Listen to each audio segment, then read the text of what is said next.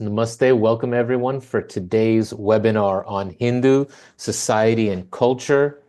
Thank you for joining from all around the world. We have Dr. HemaHari, Dr. D.K.Hari. Where are you guys joining us from?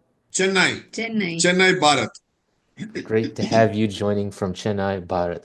And I will introduce our wonderful faculty, starting with Dr. D.K. Hari. Started the BharathGyan Initiative in Civilizational Studies in 2000, in the year 2000.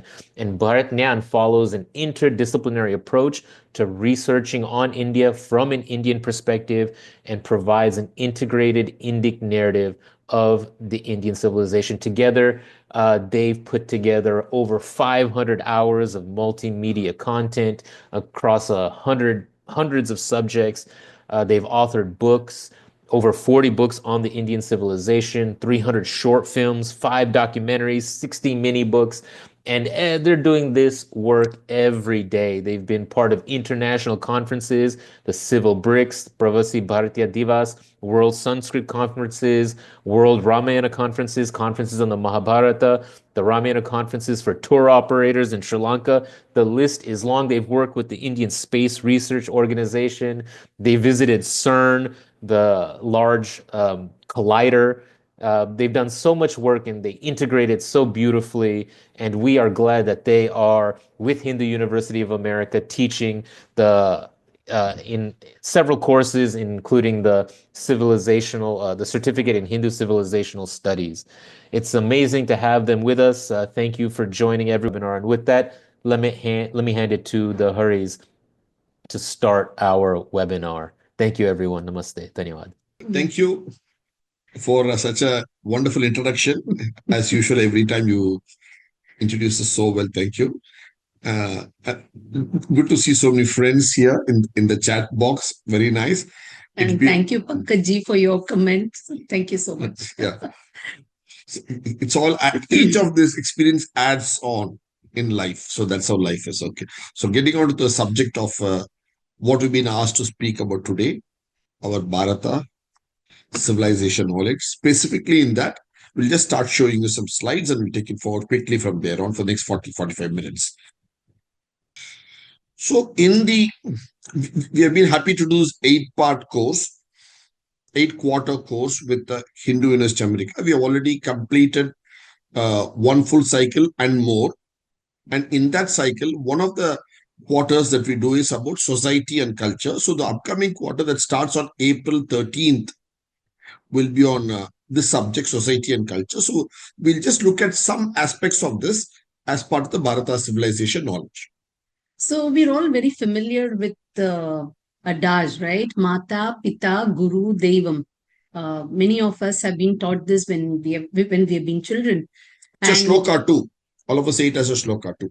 And it comes in that order also, specifically as mother is your first guru, Pita, father is your second guru, your guru is the next guru, and then you have the divine himself, divine herself, divinity itself, teaching you everything, the nature itself speaking and teaching you. Prakriti.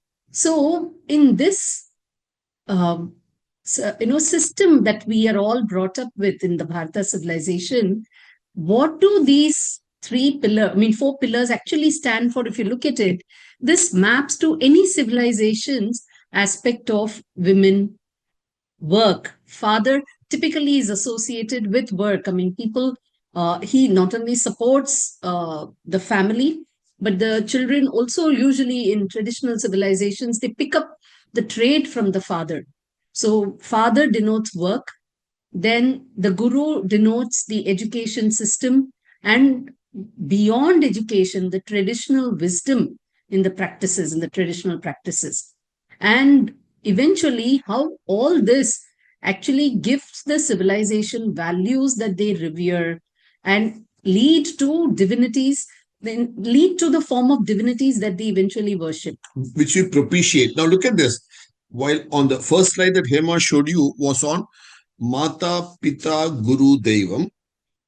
This we say it as personages with whom we are personally associated, and the same personages transform themselves into the Stri Shakti of the society, of which Your mother is the first of the Shri Shaktis. Then the work that we do, because we have to work with it. All of us have to. So, and that to do it with a sense of Samaj. Look at the term Samaj. What does it mean? Sama, equal. Look at the English word, same, comes etymologically from this root of the word Samaj, same. So all of us are flat, equal. There's no hierarchical, one being up, one being down. So everybody's contribution in society is equally valuable to the entire society as a whole, the civilization as a whole. So that is what it means by Samaj, and that where because of this, there is a sense of balance. Sama also means balance, equal. So this a balanced society is what actually is a Samaj. So when we speak about the idea of breaking the myth, I think this is one of the key myth that we should break and say, because people say there is imbalance in our society. No, we don't call it society, we call it Samaj, because it's got an inherent balance to it, a natural balance to it, and every aspect of work is respected and looked up to equally. That's a key point here to be noted. That's a cornerstone of the Bharata civilization, which comes from the society. It's a pillar of the society. And one of the beautiful clues to how the Bharata civilization has been a Samaj for consistently for many millennia is the fact that if it were not balanced, there would have been internal turmoil. There would have been a lot of internal civil unrest. So civil unrest happen when there is that balance is lost. Imbalance. When there is an imbalance in the society itself, that is what gives rise to civil unrest. Oppressions are different. They come from outside. Plunders come from outside. Battles and wars that are waged, they come from outside. But a civil unrest comes from within. And that comes when there is an imbalance. And the Bharata civilization has not had many civil unrest in its millennia long history. Look at the beauty of, because until the oppressors came in, until the colonizers came in and gave them their theories, this land, this Samaj has not had an internal civil unrest. As you see others, means there was an intrinsic respect, mutual understanding in the Samaj. And that also comes out of the wisdom. And there are people, the wise people, who always bring in the balance internally. And this land has been fortunate that consistently through the ages, throughout the land, we have had such noble, wise people who have ensured that this land has been balanced. So these have been the different guru, and the education system that they're given is where all are equal in the front of the divine. They're given that to us as a daily knowledge. And what comes out of this is we look at the divine. Look at the English word divine, which itself comes from the Bharata civilization word Div, Deva. The word Div itself means to glow, to shine in the Indian language. So anything that's divine is obviously glows and shines. That's there. And all this so beautifully are with the Dharma. So what is Dharma? Is it something external? No. Dharma is something internal to us. It's internalized in us. That is your character. So your character is to venerate, respect the Stree Shakti, of which your mother and your personal family is the foremost, from where you sprout forth. The work in the community that you do is also your dharma. To work is your dharma. So to learn this knowledge is also your dharma. And to venerate all, Prakriti, nature is also your dharma. So look at that. So dharma is not alien that is brought in. No, it is intrinsic is a key word that we want to bring in here. And all this we have brought out in our set of books called Brand Bharat. We see quite a few of our friends here. I'm sure more than a few of them who would have browsed some of these books, which way we bring in all these aspects. And the reason we wanted to actually highlight this series is the fact that because we had an intrinsic balance, we followed the dharma. So these characteristic traits of the civilization, the highlights of the civilization about how they treated the women in the society, how the work was in such a, the society itself was a samaj, a balanced entity, and the wisdom that was practiced. All of this led this civilization to contribute to the world, both in terms of material aspects as well as aspects of the mind. And that is why we had this series where we looked at it as a brand itself, a brand that was sought after. And the success of the civilization lies in the fact that it was a brand of the land. But unfortunately, we have had about 1,000 years of both oppression and later 2 to 3 centuries of the colonial rule, where like the tentacles of an octopus, each of these have been strangulated in this land. The industry, the trade, the people, the navigation shipping, the cattle, which is the backbone of any agrarian society, all of this, the water harnessing, everything has been, so your production of your cereals, your salt, every bit has been strangulated. And it's been a very crushing grip. And it's only now after independence, again, we stumbled after independence again for many decades.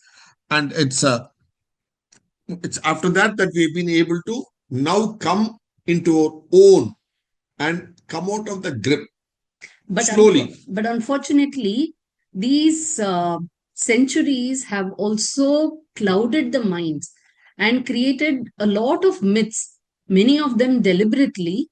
And these are the myths about, firstly, our own identity. The identity of the people of the civilization itself is now very clouded. And the society as such, again, so the samaj, which is why we have created a course itself to be able to speak about these myths with respect to society, and then about prosperity and ability as well. So from many facets, there are myths that have been created because of this colonial oppression. And if as a civilization, as a landlord, if we have to, we are slowly coming out of it and breaking the shackles. So for that to break the shackles, we should know what those myths are and be able to unshackle ourselves. If we don't know what are all the strings, the cobwebs holding us back, we will not be able to unshackle. Look at this. Each of these book covers itself tells us telling story as to how we can unshackle ourselves and come through to start soaring once again as a civilization.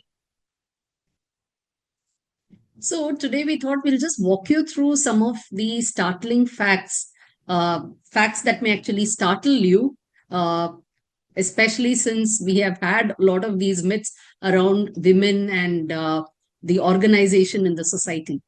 So one of the aspects is that we call women in the society in Bharat as Sahadharmini and not Samadharmini. So even though we say Samaj as a society is equal, we don't call, because in Dharma, the husband and wife walk the path together, tread the path together. So they are Dharma, in Dharma. So the wife is called Dharmini. You don't call her Samadharmini, not equal. There's no term in the Bharata civilization knowledge in a language called as Samadharmini. Then what is it we have? What do we call the wife if we don't call her equal? It's a very important thought question. And it's not just in the society, but you also have the divinities having spouses and families. So on one side, we talk about all the darshana, the philosophy, and the aspect how we have looked at divinity as tattva as well. And on the other side, we talk about them as personages with spouses and families. So what does this stand for? And another aspect of the civilization will be when we say it was a balanced society, yet there were people who held the wealth of this land of Bharat. And who were these people who held the wealth of the land? We'll see that over next 10 minutes. So the women were not called that is, the wives were not called Samadharmini, but instead they were called, let's see what it is. Just show you. I think I gave it away a few minutes ago. See, here just showing you an animation. In the West, in modern thought, we say behind every successful man there is a woman. Means the woman is behind and not on the same step. Whereas in the Bharata thought, the women and men share the body half and half. So it is Ardhanari. Nar, Nara, Nari, Naran, Nari. You have the idea. So Ardhanari. So it is not just equal, but lot beyond equal. So what is that lot beyond equal is what we'll see. So that is a traditional concept. You don't say in Indian language anywhere, behind every successful man there's a woman, because the woman is not behind. Neither is the woman sama equal. Then what is she? She is called Sahadharmini. That is a co-achiever in all the four objectives of life, which being dharma, artha, kama, moksha, all the four. So she is not equal alone. The equality is again a concept come because there was earlier suppression. So you have to fight for equality from suppression. Whereas in the Bharata concept, it has been together, complementary. Though. So the focus is complementariness.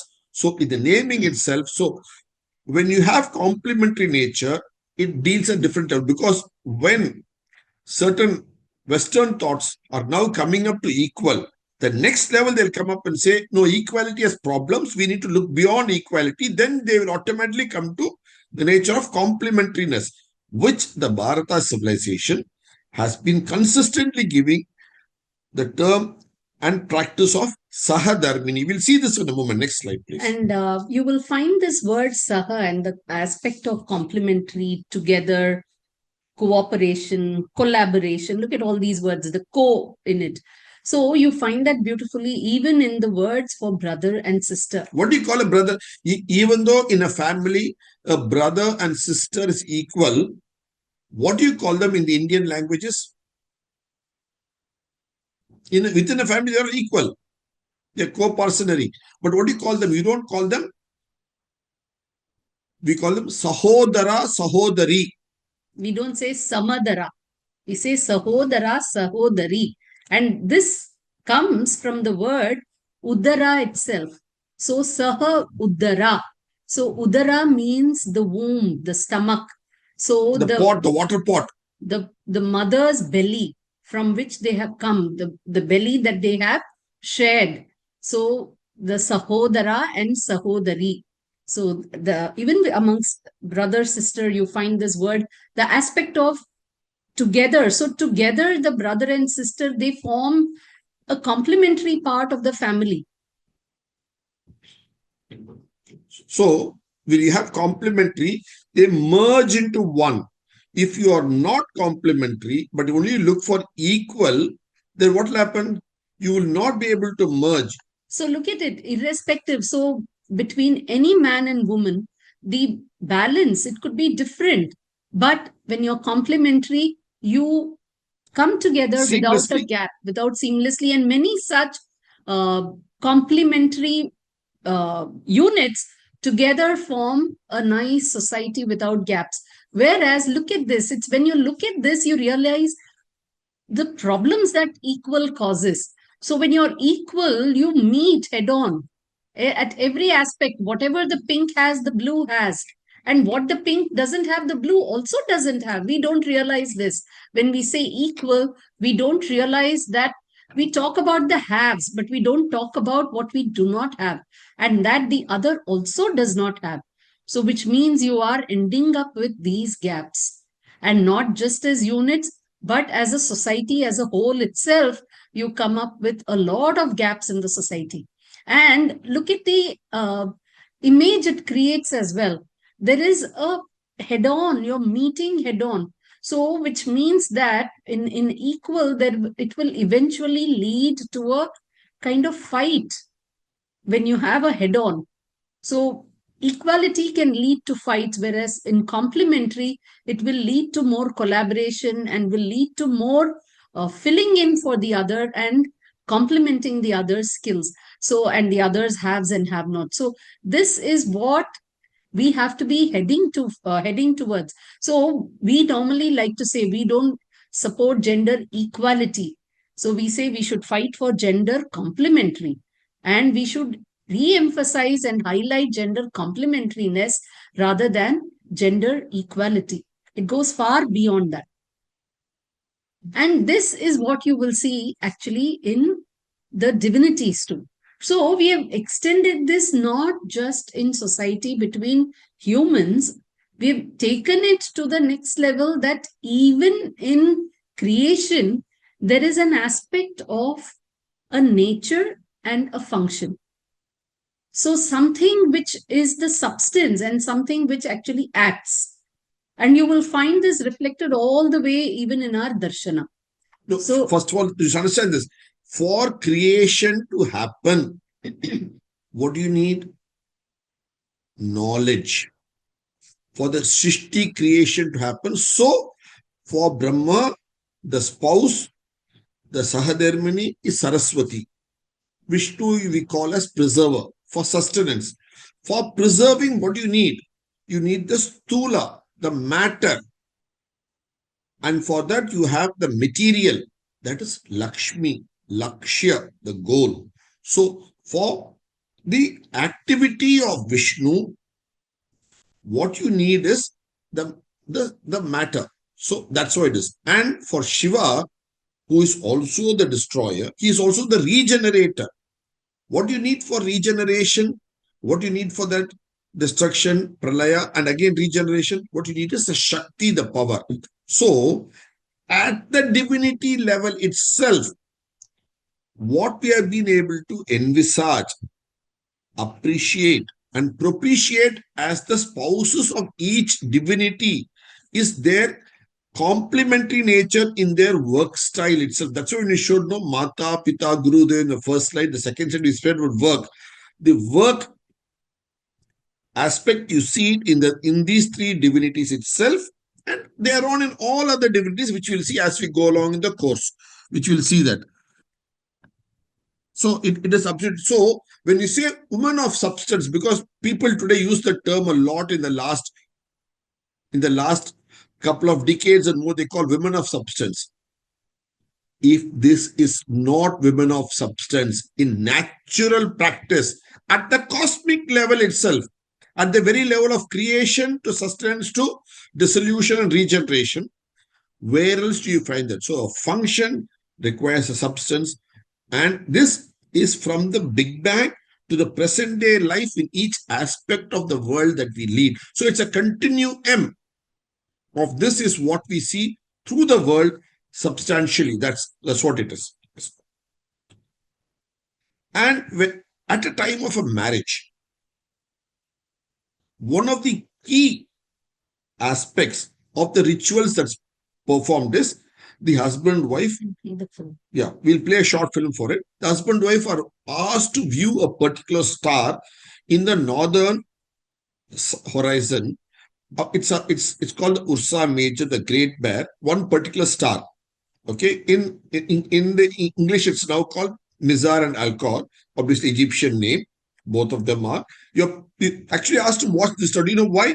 We'll play a short 2-minute film and then we'll take it forward from there.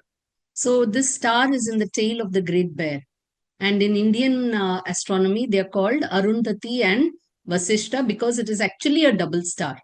And this Great Bear is such that if you join the line from here, you'll be directed towards the pole star, which is part of the Ursa Minor constellation. So this is a star constellation which is in the polar circle in the sky, northern hemisphere. So we'll just show you a short film about why this kind of a double star, why are a newly married, newly wedded couple asked to see this. The naming of Mizar Alcor, the double star in the Ursa Major constellation, also known as the Great Bear, as Vasishta and Arundhati, has a very interesting legend attached to it. Sage Vasishta is very well known in Indian history as the preceptor to Surya Vamsha, the solar dynasty. The illustrious King Rama belongs to this lineage. Vasishtha was respected by one and all for his knowledge and sagacity. His wife, Arundhati, was as virtuous as he was learned, and they complemented each other's qualities. While solemnizing marriages in India, the newlywed couples are shown Mizar Alcor star in the constellation Ursa Major, called Saptarishi Mandala in Indian astronomy. Mizar is called Vasishtha in Indian astronomy and is one of the 7 great sages in the Saptarishi Mandala. Mizar in modern astronomy has been identified as a star with a companion called Alcor. This Alcor was known in Indian astronomy and given the name Arundhati, the name of Vasishtha's wife. The Mizar-Alcor pair is thus a double star. Usually, a double star has a smaller star going around a bigger star. In this case, however, the stars are sized and separated such that they both appear to go around one another when observed from the Earth.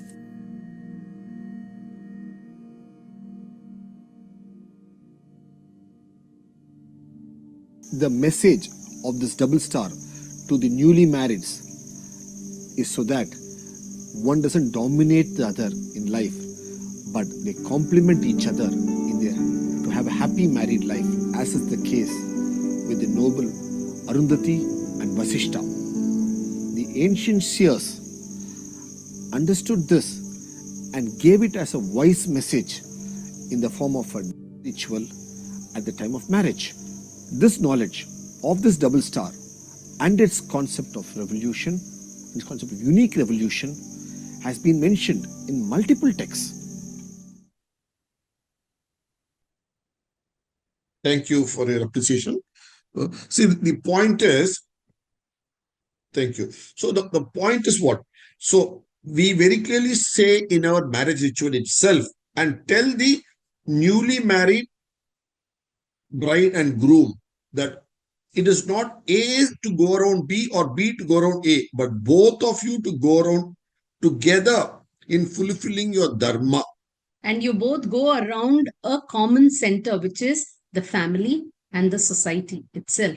That is a beauty. So that is a key lesson. So it is that's a very important ritual carried out for millennia, and it's there right from the Vedic days, because there's knowledge that this was a double star and both go around each other together. Look at that. So they knew astronomy. Among the firmament in the sky, they knew which star to show, which example, because there are a lot of double stars. And most of the double stars, there's one bigger star, one smaller star. So the smallest obviously goes toward the bigger star. They didn't take that example. They took this example to show you how beautifully. See, that's amazing. So you have to know astronomy.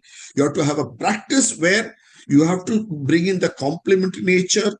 And then you say you are Sahadharmini, because carrying out your dharma. So multiple facets are brought forth to explain how this is. We'll go to the next. So this is actually the wisdom. So there is knowledge, but culling out the essence from that, the knowledge of astronomy, and bringing it out as a wise suggestion to this newly married couple. Now that, and making that into a traditional ritual which has been coming down, it happens even today. Newly marrieds are shown this particular star. Unfortunately, the import of this ritual has been lost. So the weddings happen during daytimes in many cases, and the newlyweds are shown the star in the east, not even in the north, but sometimes in the east and in the middle of the day, during sunlight. So this is actually the import of this practice. And so look at this clearly.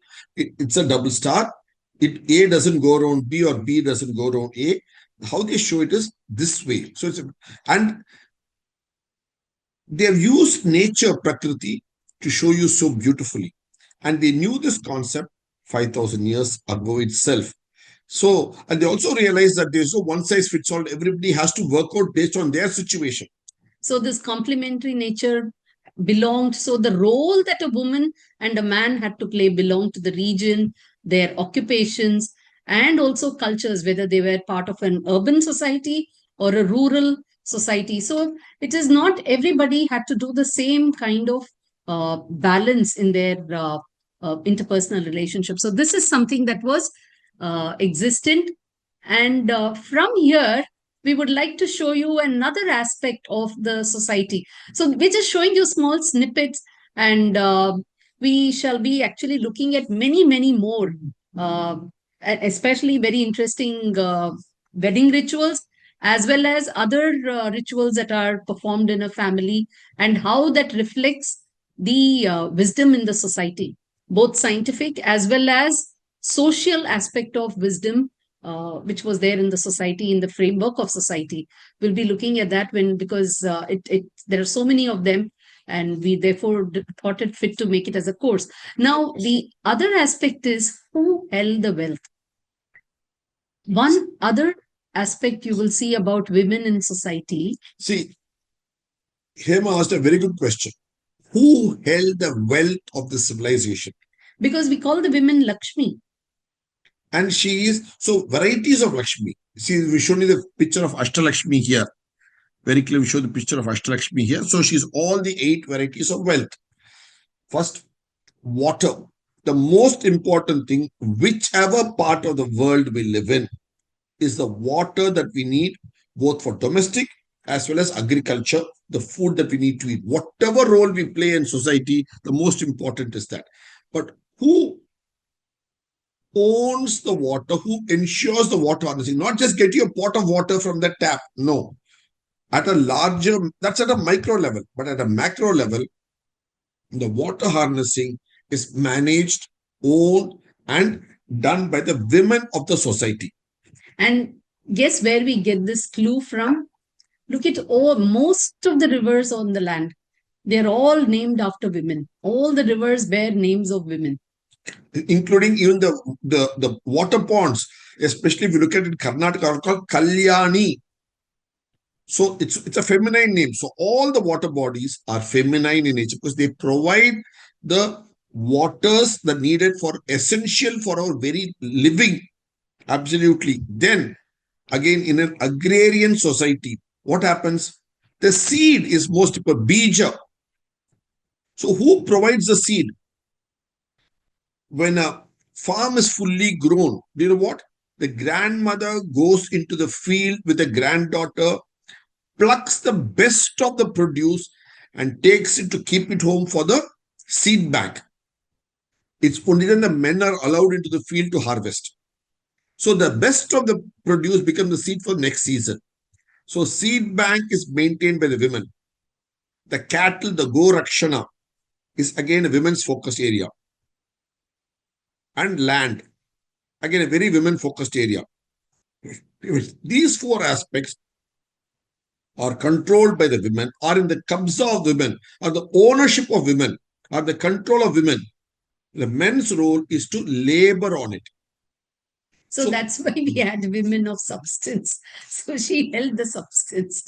I mean, that was just a side mention. That's also a reality. That's what happened. So the key factors of a society were held by the women. So all these things make up the Samaj, the society, and why a woman is Sahadharmini. Because it's not a passing phase.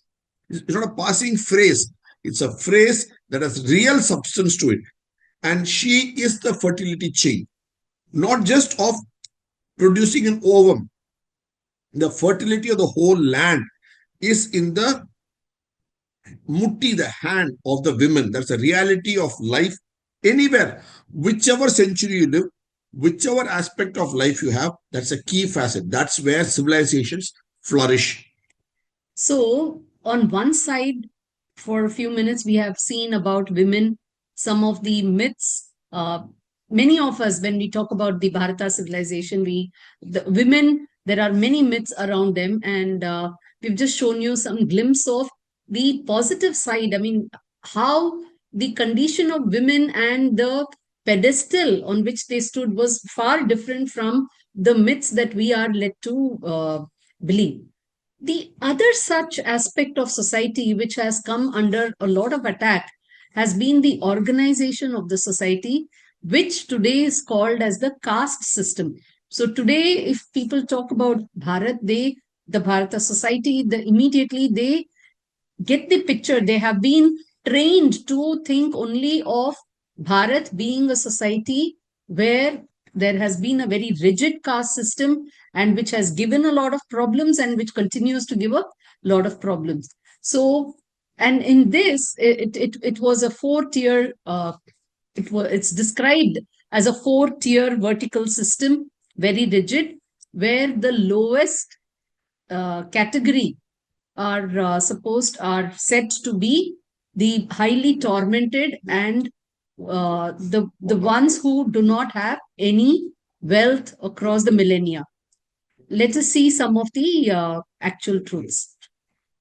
See, first of all, it was not a vertical hierarchical society.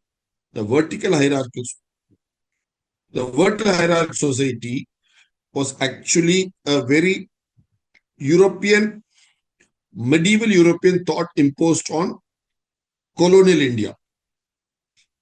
The Indian system was horizontal, where there was not vertical. The verticality is European.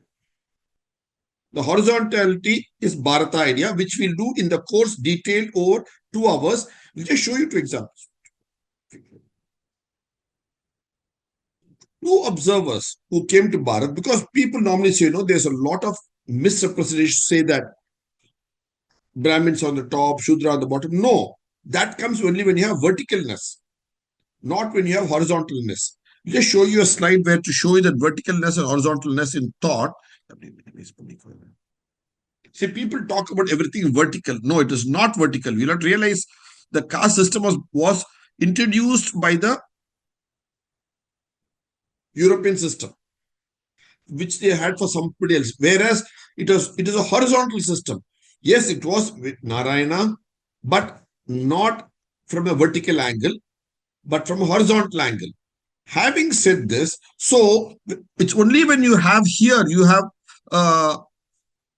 Brahmana, Kshatriya, Vaishya, Shudra. But when you have here, which is taller, which is lower, no, all are equally equal. That's what comes out beautifully here. Just show you. So, in fact, till about a little more than a century back, if you see, it was the Shudra who held the primary wealth of the land, which was disenfranchised during the colonial rule. We'll show you I'll just show you 2 quotes. I'll show you 2 quotes, one from the Malabar region, where a German evangelist, when he came here, he wrote a book called Malabarisches Heidentum. So this is a German work where he writes something called 70 verses in honor of the plow, where he calls the farmer, where he says, even if one be born Brahmin, the person is by no means considered to be of great excellence as when born a Valalar. That is a term that of course, he uses a local term, but very Germanized again. Neither the king's splendor, nor the merchants, nor the Brahmin is to be compared with the Valalar's excellence and respect. That is, the common folk who toiled the soil were wealthy and respected. This is in the official book of Bartholomew Ziegenberg, who came here as an evangelist and traveled all over Malabar. That's why the book itself is named after Malabar. That's one. Of course, he said a lot more. We're going to deal all that because 70 verses. Today's webinar, we can't say all that. We'll just deal this. We'll just show you one more example. Since we have quite a few friends from Gujarat, we'll take a Gujarat example today. There was a person in Saurashtra called Brigadier Alexander Walker. His sobriquet is called the Butcher of Saurashtra.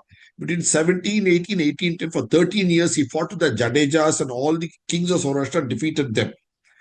There he writes, the spirit of inquiry and liberty most by the Sudurs, who compose a great body of the population, who are in possession of the principal authority and property of the country. So the wealth holding and the spirit of inquiry, to learn, to know, was greatest with the Sudurs. That's what, of course, that's how he terms them. So this is 200 years back. This is a reality of situation. 2 ends of Bharat, one the southern end in Malabar, one the Saurashtra end. course, we can show you another example for Maharashtra too. There is similar. So different people have given different. This is Anand Kentish Kumar Swami. He's a Sri Lankan who was the curator of the Boston Museum. He and his American wife. So they speak about, they have written extensively about the Bharata civilization, where they write about the chief in the Indian village was not the priest, but the carpenter, the workman. He writes a book called The Indian Craftsman, where he writes very clearly, it is a craftsman, the people, the guild who did the menial work. Their remuneration was better, and they were the members who were in the managing the society, the managing the village. That was what it was. So, and these guilds were headed by the carpenter, who is called the Patel of the artisans, and they decided all the disputes. So, they are actually talking about how, like when they say principal authority was with them, property was with them. So there was nothing like it was a vertical where somebody is at the bottom and does not have any authority and trodden upon. So these are some of the myths that need to be shattered. So the education, we'll have to shatter the myths. We'll have to shatter the myths in society, how people live, the different varieties. So it was not vertical but horizontal. Is a key aspect. And it was not rigid, but there was flexibility of moving, because you could move horizontally. The verticality was in Europe. The verticality was in Mexico, in Latin America, not in Bharat. It was imposed an idea. So that is what it is. So all that we discuss as we go along. So let's go to the next slide, please.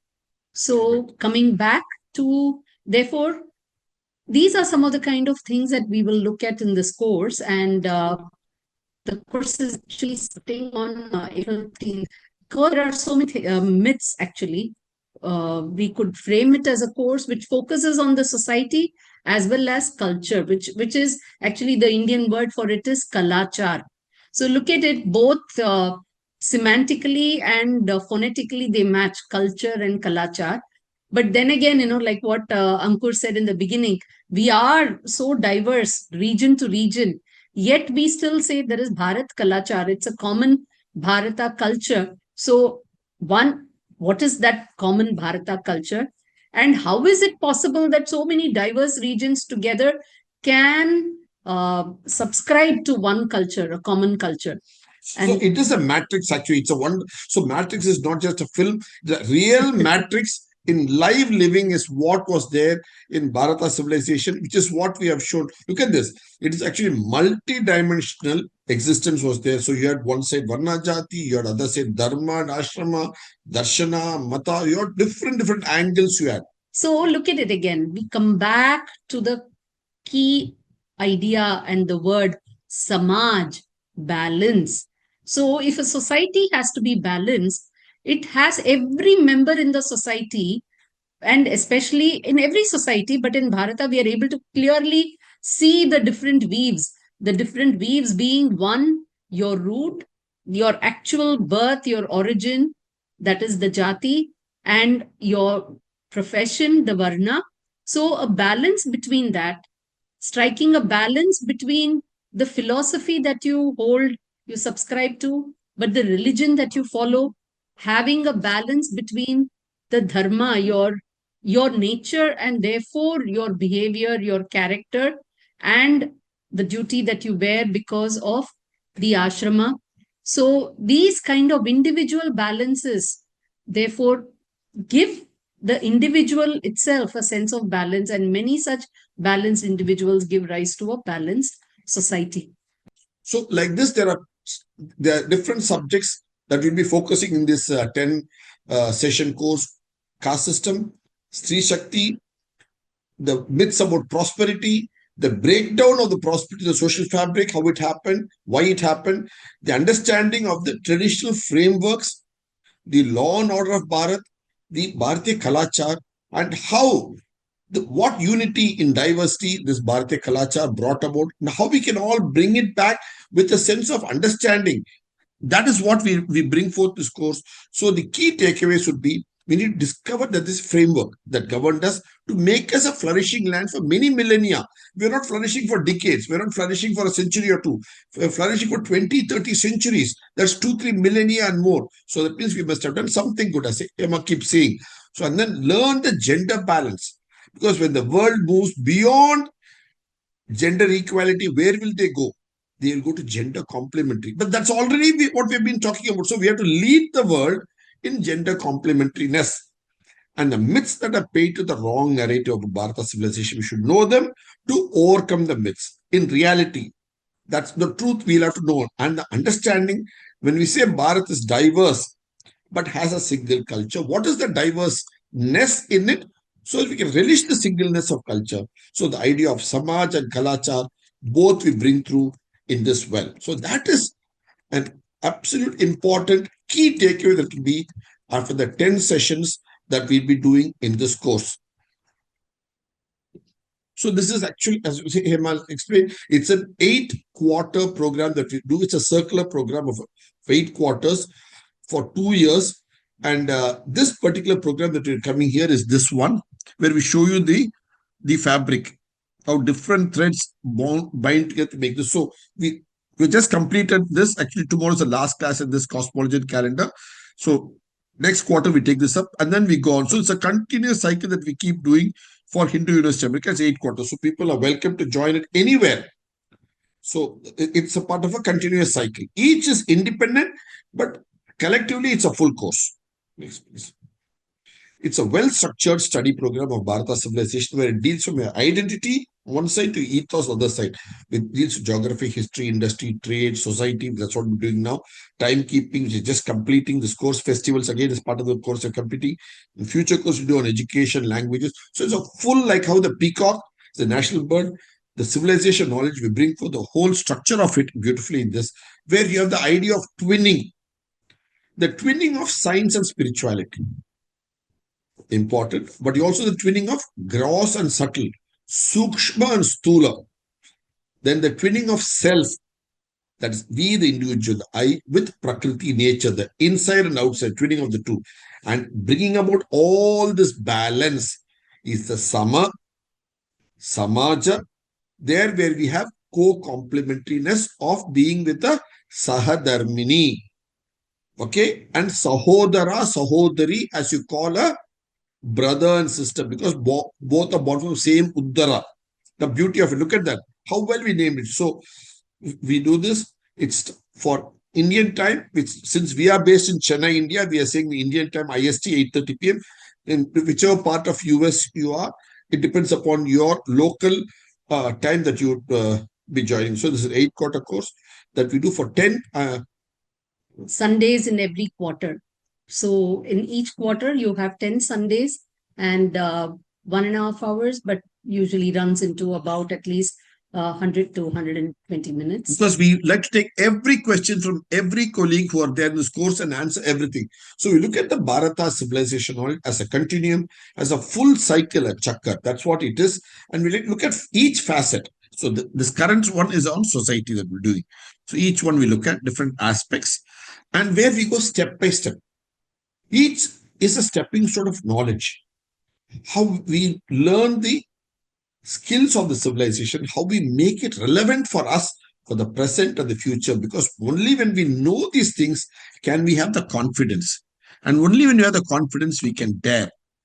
Otherwise, we'll only be clouded by the myths. It's important because when the world went looking for Bharat, they went to got us at the pot of gold at the end of the rainbow is what they looked at Bharat as. They went to East Indies, West Indies, India, Indonesia, India, everywhere. So as Hema said, we must have done something good. So we need this confidence and the dare for us to be a prosperous civilization, a Vikasit Bharat, a Vishwaguru, and Vasudhaiva Kutumbakam. And Vishwaguru, because what are these lessons which we can tell other civilizations so that they can also have that sustained flourish, prosperity overall. So that's one thing. I mean, one is, yes, for Bharat, but the other is the lessons from this for everybody to take, depending on where they are. So the relevance for their own civilization also comes out very clearly. So those who want more details, you can always go to our website, BharathGyan.com, and look it up, please. Once again, I would like to thank for patiently listening to us for the last 45 minutes plus. I'd like to thank our host, Ankurji, for giving us this, for calling us and giving us this opportunity. And so the floor is yours, sir. Wonderful. Always a pleasure. And what started off as one course or two courses has turned into a whole certificate program because there's so much to share and we love how you do it. So let me just drop details of the course in the chat, Exploring Hinduism, Society and Culture. This is the upcoming one. It's going to be on Sundays at 11 a.m. Eastern Time. That's going to be 10 p.m. Indian Standard Time, a little bit early on the West Coast. It's going to start April 13th. So you can click there and see the details. It's going to be between $300 and $600. Initially, this course started off as exploring Hinduism for teenagers and parents. We want this to be an opportunity where families can learn together, engage, and have something more significant to talk about during dinner over the dinner table. And so there's a little $100 per person additionally. So if you have, and we've made exceptions, grandparents and grandkids take the course together, cousins and uncles, whoever can take the course together and engage, we are happy to oblige. So I'm looking for questions. We have a few in the Q&A box. Kumaji, you have I guess you had a question about a particular slide. Is asking, should we say our jati is Indian origin or Bharati? So kind of that whole question of Indian origin or Bharati or Dharmic, right? The context of how do we discuss this in modern times? Maybe if you want to talk about Indian origin, Bharata, or other dynamics. First of all, thank you so much for this question. When you use the word Bharata, it is not just limitedly to the political country of India. The idea of Bharata is geographical too and more conceptual because the word Bharata itself means not name of a king, but the word Ba means light, Bhaskara, Bhanumati, Bhanuara for Sunday. So Ba there stands for light and Ratha is one who relishes knowledge. Rati, Ratha, so the feminine form is Rati. So one who relishes is Rati. So Bharata is one who relishes knowledge. So the light there actually is the enlightenment, the knowledge that gives you enlightenment. So Bharata means a civilization where people seek knowledge, they relish knowledge. They question it. By seeking, you question, and the answers coming out of mutually, which is acceptable to our each inner self, is the knowledge we get. So you don't have to take because somebody else says it. That is not the sacrosanct knowledge. So when you say you're a Bharati, actually, if you see many gurus, they have the name ending Bharati, Bharati, they will have. It's because of this. Now, so when you say you're a Bharati, you're coming from a civilization and your nature is to seek and relish knowledge. So that describes your nature. But when you say a Jati, Jati is it shows the lineage. It is connected with the birth, Janam. So the jati points to the individual from whom you have come. So it is not so Indian origin and Bharati, that is different. That is only to describe your nature. But jati is something very different and it's not connected with the political land. And jati is not caste also. Neither is varna because varna is 4. Jati is thousands and thousands of thousands because you have that many varieties of guilds and families and trades and what you would like to do. So varna is by choice. Varduna is to choose. So in choice, you can keep on moving between A, B, C, D of your choice of that decade of that year. You can choose. Horizontal movement is multiple times in one's lifetime is allowed. But what you're born with certain family traits is different. So that's where Jati Varna system comes. It is not the stratified caste system that we have been imposed with during the colonial rule. I hope that has clarified. We'll be dealing with details as we go along the course.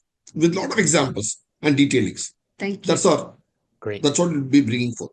All right. Thank you for So the question. wherever you go, you carry your jati with you. You may not carry the citizenship politically, but you will carry the civilizational trait, and you will also carry the jati of the family lineage that you've been coming through. Wonderful. Yeah, we're going to have a couple more questions. We're going to dig into this a little bit more. I'm sharing the webinar attendance. Quite a few first-timers, regulars, and folks who've attended before. Nice range of folks, and people have taken the course. We have 10 people who are enrolled in a program. Glad to have you here. And the 21 of you considering taking a course, amazing. Thank you for being here. I hope you will consider taking this course. Thank you. Thank you so much. Welcome. Yeah. Yes, please. Okay. So first is a question, and then second is a point. The question is, all these things that you said, they help us to understand our past and our heritage, but how does that fit into everyday living, particularly in the US? And then the point that I wanted to make is that, you showed a slide about behind every successful man is a woman.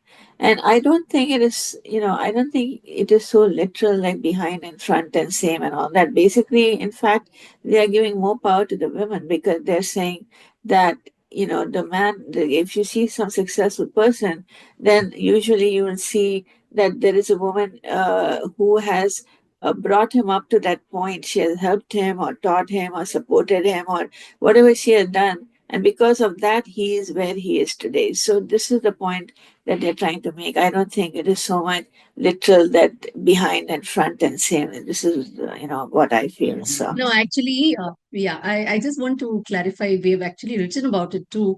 When did this phrase actually come to be? And if we trace it back, yes, no doubt, this is like the engine behind and pushing the train up the mountain.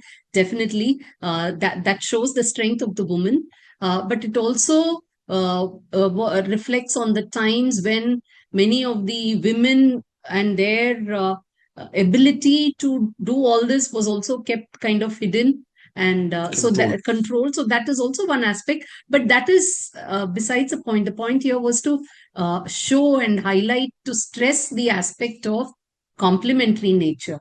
So to show the side by side. So the word behind is used to draw attention to the aspect that Ardhanari, the side by side, the complementary and the filling in is needed. And you were asking about how is it relevant in today's day in US. So the point here would be that the relevance will come when you start keeping on telling yourself, and wherever you are, it doesn't matter now in which part of the world you are, but when everybody is talking about gender equality, if we can again and again keep bringing back the idea that there is something called complementary, and the more we start uttering the word gender complementary, the relevance will automatically seep in. And this uttered and read everywhere, publicly splattered all over, rather than gender equality, will automatically influence the day-to-day interactions and lifestyle in every home, in every work atmosphere, everywhere. And it will just seep in then. 50 years back, in 1970s, hordes of people had to bring in the gender equality concept, even to 50 years later for it to say it is passe, it is there. But what's the next step? It has to go to complementary. In Bharata civilization, it's always been complementary. See, a few centuries, as Hema said, written in the book, a century back, a woman could not write a book. It could be authored only in the name of her father or husband or brother. They could quoting again. Look at the rest. 1,000 years back, a Leelavati on mathematics could be written by Acharya Brahmagupta's daughter. I'm sorry, Bhaskaracharya's daughter could write a book called Leelavati 1,000 years back. So got many Rishikas, many Brahmavatis who have been authored original works of their own in the Bharata civilization, which unfortunately we see it only in the male gender for millennia in other parts of the world. So it's an ongoing process. So it's actually, see, it's a cycle. It's there in our chart. We'll be showing the course. So there are three levels. One is oppression, equality, complementary nature. Then it's a chakra. It time keeps on rolling. It's a kala chakra. So because we should not be saying things when after the West knowledge says it. We should be saying something ahead. If we are a civilization of value of millennia, then the next step after equality that the world has been talking about the last 50 years is complementary. So that's why we already have it as Sahadarmini, Sahodara, Sahodari. Look at that. And the Samaj is same equal. In that you have complementary. So one rides on the other. So the society and the family rides on each other beautifully. There again is intertwining. It's intertwining of the two. Thank you Hariji, for to me, Hariji, yes, Pankaj, Dr. sorry. Pankaj. Yeah. To me, the lady, what she asked, the question is interesting.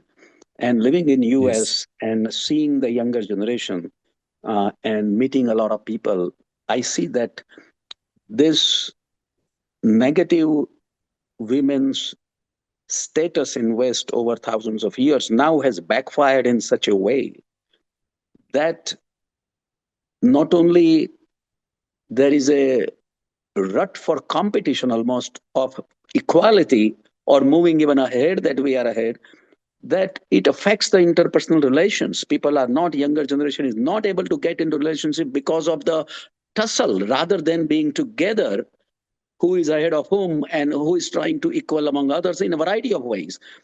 And it's just like your little finger and the thumb cannot be equal, but they are both needed. So that understanding which being brought out through what you are suggesting is so much relevant and needed in the West that Thank you. I think it's really a need of the day rather than out of place. Thank you, sir. Thank you, Doctor, for bringing this wonderful point, and really appreciate Srimati Kumu Ji's points that she brought forth. Thank you so much, Ji. Thank you so much, Doctor. And Pankajji, thank you for being a supporter of HUA. And in this class in particular, I know you've provided scholarships and encouraged people to take the Hari's courses because you appreciate them and how they engage and answer questions, which I do too. So if you have any other questions, now is the time to put them in the Q&A box. We will surely get to them. Pankajji? Those who are listening, I'll just tell one word, that to start the journey in knowing India and Hinduism and India in general, and to share that information to the younger generation, our children in the West, there is no other better way I have found. I've been looking for last 20, 30 years, no other better way that I have found other than Hari's couples classes of and their books. They have done a tremendous work. I cannot thank them enough. And I think all of us must take that and support them in more than one way so that we can continue what they have started through the generations to come, and that could help many more people. So I'll strongly urge all to take the classes. Perfect. Thank you, Pankajji. Dr. Parikh, glad that you were here today. Dr. Pan, thank you so much for your very kind words. Many a times you have said it. Thank you so much. It's very kind of you. I think, Uncle, there's one Mr. Hedji Parsa has got his hand up a couple of Yeah. times. This is Parsa. I'm a faculty member. I saw your YouTube. I thought I know a lot. After your session, I learned. God, I know so little. It's really enlightening. I think I should get college credit just for attending for 40 minutes. It's very enlightening. Very enlightening. And Thank honestly, you so much. I'm in Dharmic all my life. I thought I read a lot. After you were, especially vertical versus horizontal, that's amazing. Where Yes. Lakshmi sits with Shudras. That's where Lakshmi is. Yes, That's eye absolutely. opener. Eye opener. I'm in your class. Only thing is, Oh, your welcome, class sir. starts in the morning, and um, if I can't, I'll pay somebody to attend it because it's that important. Oh, Not for me, for so you, them. I okay. want to Oh, take okay. your yeah, I want to take your class. I saw your YouTubes. It's incredibly enlightening and a joyful Thank you. read. Samaj, one more word, if I may add. Samaj Please means do. another meaning to it. Ja means born, Sama means equal. That means Yes. Samaj means we are all born equal. That's why we call it Samaj. Ja means Very well. born. True, sir. Yeah. Ja means born, Sama Jai means Jana. equal. By birth, Samaj means we are all equal. By the way, I teach Dharma classes here. In my Okay. class, we teaching kids, 200 kids. We stop asking them Okay. stop using the word Hinduism. We are not Yes. ism, like communism, Yes. capital, social. We are not ism. There is a Christianism, Islamism. Why Hinduism? Stop using the word Hinduism. Use the Hindu Dharam, Hindu philosophy. I like your word, Bharatiya. Much more neutral. Yes. And Sir, thank you, Parsaji, sir, for the Dharma B that you talked about. Glad that you're doing that. Where do you teach, by the way? Colorado, University of Colorado. Colorado. Nice. Yeah, Colorado. sir, Colorado. That Shri Parsaji, we have a flip book for free read in our website. It's called uh, Hindu Dharma. It's a uh-huh. 50-page book. You can please browse through it. It's for Yeah, free read in a BharathGyan website in yeah, the flip book section. You yeah, can please see it. We wrote it for the Australian universities. yeah. That's It's available there, sir. our Dharma book is in English. 200 kids are taking it. 8 weeks course, Okay. and Lovely, Wonderful. lovely. yeah, both brilliant. Parsaji, we'll follow up later. Hopefully, maybe we can partner with Hindu University of America in Colorado with you. Thank you, Yeah, Parsaji. yeah. So we Pranam. can talk offline also, Yeah. Parsaji, if you could, if Ankurji could share each other's details, we could Yeah, talk to him offline too. Yeah. absolutely. I have so much to learn. So much to learn. I love to talk to you. Same here. Great. And Yeah. glad that It'd you're be going a to be pleasure to taking the interact with you, Yeah. sir. courses. Okay. Pranam. Oh, by the way, I'm a Hindu University class already on Nice. Ayurveda class. Nice. Yeah. Great. Thank you, Yeah. Parsaji. All right. We have a few more questions. Shubhadaji, if you miss a class, you can catch up because all the classes will be recorded. They'll be accessible through our learning management system. The readings, the links, the graphics, all of that will be made available online, very easy to access. Maybe you haven't taken an HUA course before. This would be a great one to start with, and you'll get your own HUA email address at your name at hua.edu, and it'll make it easy for you to catch up on missed classes. Of course, we do want you attending live, but if you do miss a class, you can do that. Folks, the poll is still open. Please do let us know if you're interested in the Nancy. course or not, and we'll do a quick follow-up. Ramji, how about you next? Yes. Thank you. So again, Hariji, so nice to see you after all Namaste. this time. I'm looking forward to joining this class. I don't know whether Oh, I've done welcome, it sir. before, but this is something which we should definitely do. Sure. You're certainly welcome. It'd be a pleasure interacting with you one more time and many Once more again. times. Once again, many more times. So welcome. Absolutely. And there's a Looking- question by another person by name Mansi Shroff. There's a question. She wanted to know where all this available. We said it's in which book. She asked the question. She said it's available in the book Breaking the Myths About Society in our BharathGyan website. And I'm sure Mr. Ram Krishnamurti has already read that book because he is quoted Yes, I on have. that book a couple of times. So thank you so much. Yep. That book is Breaking the Myths About Society. So Hariji, I also wanted to share with you that actually continuing with that book on dance, we are actually launching a mobile app for that on March 30th. I'm going to borrow very heavily from your work on Mahashivratri because I'm doing one, and I'll send you the video and Dr. Pankaj, that we are connecting from Mahakumbh to the importance of Mahashivratri to Shiva to Nataraja to Chidambaram to Bharatanatyam. Eventually, for me, everything has to end there. Thank you. Thank you so much. Yeah. Thank you, Ramji. All right, I think we are nearing the end of our webinar.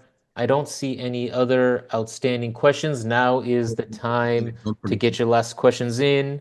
If you raise your hand, we have maybe time for one more comment or question. Any previous students, happy to have you come on and give your testimonial.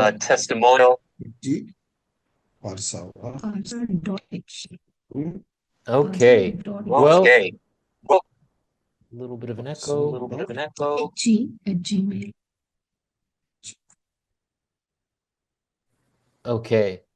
So it's my pleasure to be hosting these webinars for the last 5-6 years, and the Haris have been with us since we got this Hindu University of America online connecting us and sharing so much knowledge. And you heard it from some folks who spoke today. They're taking other courses. They're enrolled in previous courses. We're having in-person retreats. Hindu University of America is our university. Glad to have you join us for this webinar. Please do consider enrolling in a course. Much more to come, and glad to engage in whatever way that you see fit. Questions either by email, online, by phone. We are glad to have you with us today and hopefully in the future. So with that, let me hand it to the Haris to give us our closing thoughts and statements and invitation to join their course in the upcoming quarter. Thank you. Namaste. Dhanyawad, everyone. Thank you so much for spending the time to come in today, all of you. And look forward to seeing you all in the course starting April 13th. Welcome. Thank you. Dhanyavad. Namaste.